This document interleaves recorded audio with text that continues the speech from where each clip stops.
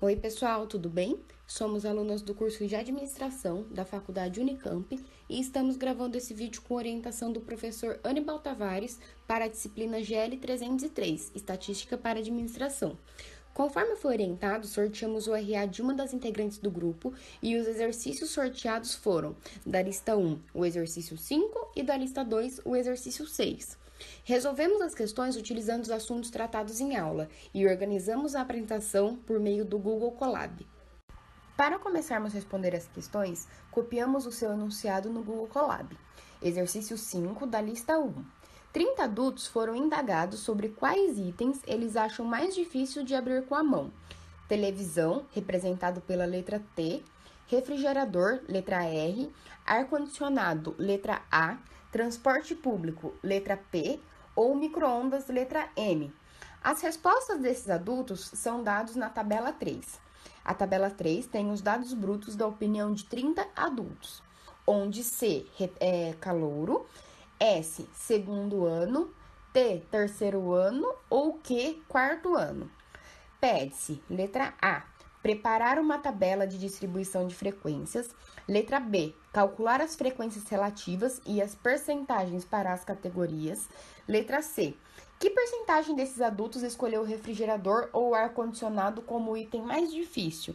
E a letra D pede que a gente desenhe um gráfico em barras para a distribuição de frequências relativas. Após realizar a organização desses dados, começamos a responder as questões A e B do exercício. Para isso, inserimos os dados dx em data para a entrada de dados em Python. Depois, foi utilizado o comando import pandas aspd para carregar o conjunto de dados no Python.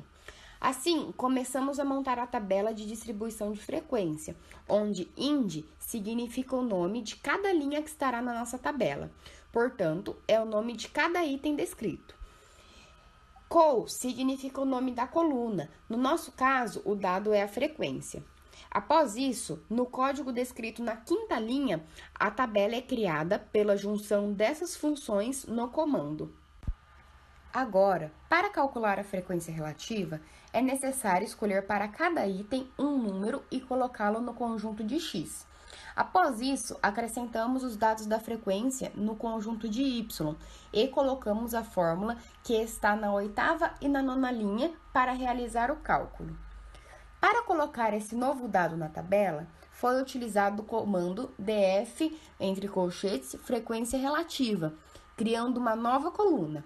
E para colocar esses dados em percentagens, foi utilizado o comando df, entre colchetes, percentagem, igual df, entre colchetes, frequência relativa, vezes 100. É importante que você não se esqueça de colocar o df no final para a exibição da tabela.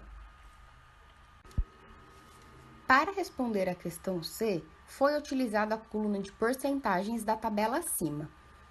Cerca de 33,33% dos adultos escolheram o refrigerador como o item mais difícil de abrir com a mão, e cerca de 23,33% dos adultos escolheram um ar-condicionado como o item mais difícil de abrir com a mão.